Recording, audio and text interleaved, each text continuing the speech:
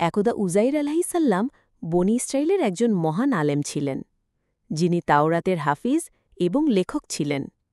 তৎকালীন সময়ে বেবুলীয়দের আক্রমণে জেরুজালেম শহর ধ্বংসস্তূপে পরিণত হয়।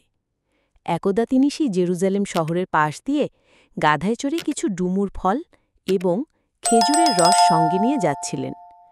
যাওয়ার সময় সেই ধ্বংসস্তূপ দেখে বাস্তব প্রক্রিয়া দেখার জন্য কৌতূহলবশত বলেছিলেন, আল্লাহ কিভাবে এই শহরকে পুনরুজ্জীবিত করবেন? আল্লাহ তাআলার সাথে সাথে তার মৃত্যুবরণ করালেন।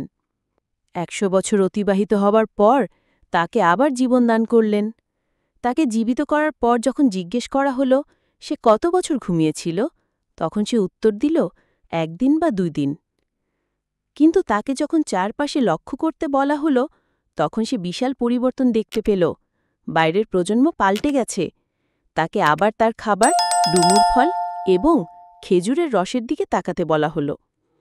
তখন সে লক্ষ্য করল সেগুলো সব তরতাজা এবং ঠিকঠাক রয়েছে।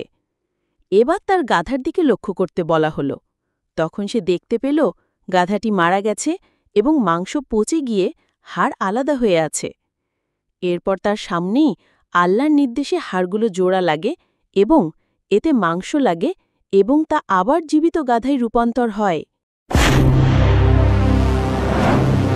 Subscribe now and press the bell icon. Never miss an update.